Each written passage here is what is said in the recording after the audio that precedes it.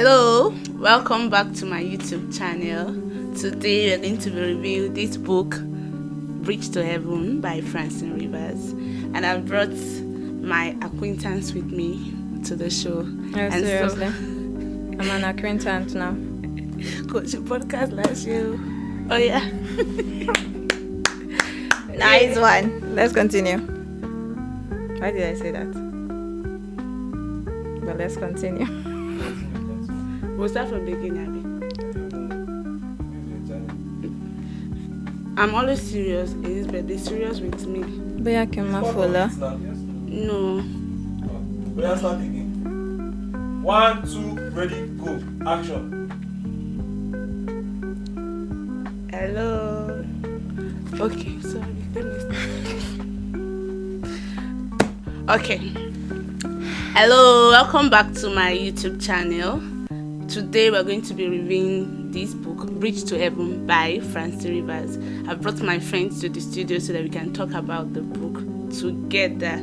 So, like I told you the last time, I'm a lover of Francine Rivers. I've read almost all her books, and I'll tell you that she's a very, very good writer. I'll just have Elizabeth here tell us about the book. Okay, so Francine Rivers is one of my favorite writer. I really love her so much, and she kind of inspired me to writing. I always wonder how someone can write maybe stories that might be boring to some other people in such an interesting way.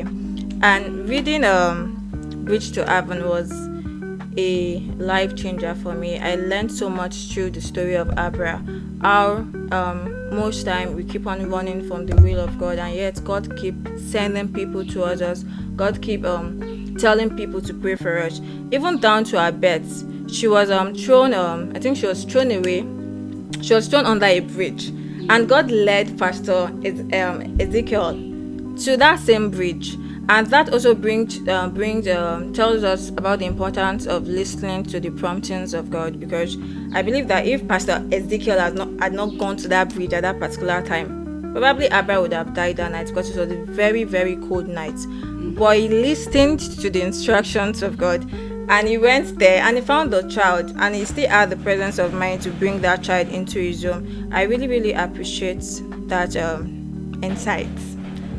Yes, and for me, Abra, that girl, if I could see, I would have flogged the girl, because she's just doing coconut head. She's just going up and down. They will chase her, she will run away. They will chase her, she will run away.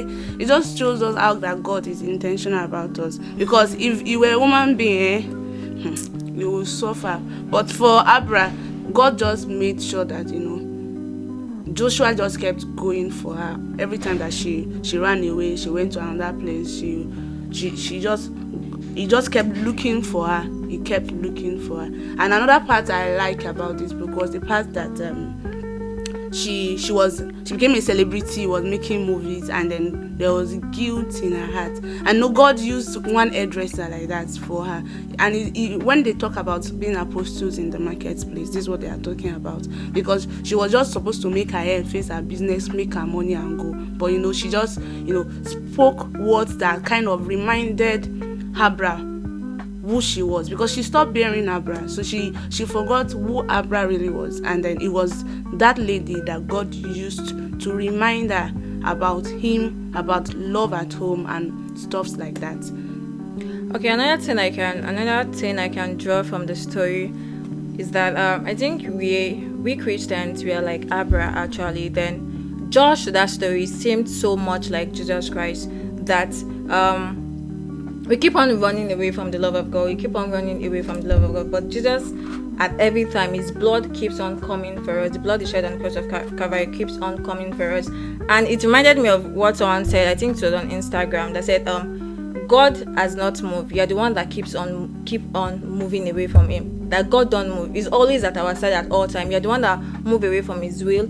We are the one that move away from the right path he has chosen for us. So Abra's story, the way she kept on running, and Josh just kept on following her, begging. Like, I was like, this guy, you have strength though. Because if I was the one, I would have said, bye-bye a long time ago. This girl is a lost case. But you can see throughout the story, Josh is going from town to town. He went, when he even saw her, and I think when she was on her way back, then she stopped in a town. I can't really remember that town. She stopped in a particular town, and coincidentally, Josh was in that town. He was doing some construction work in that town. And after talking for like few weeks, Josh was already sure that she's going to come home.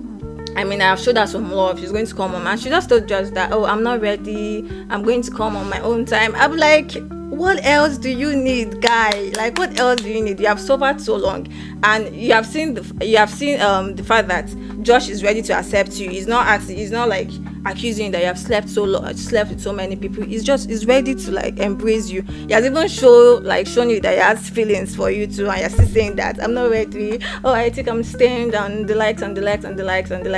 So I mean, Josh is a very good man. He's an example to all Christian men out there. Stick with your disobedient babe. All right, so that's it for The Bridge to Heaven. If you want to, it's a good read. If you want to actually read the book, you can know. There are soft copies everywhere, and you can also buy it in the bookstore. And it's not that expensive. Yes, I got this for about maybe 7,000, 7,000. So you can always get this. And yes, don't forget to subscribe, like, and comment. Bye.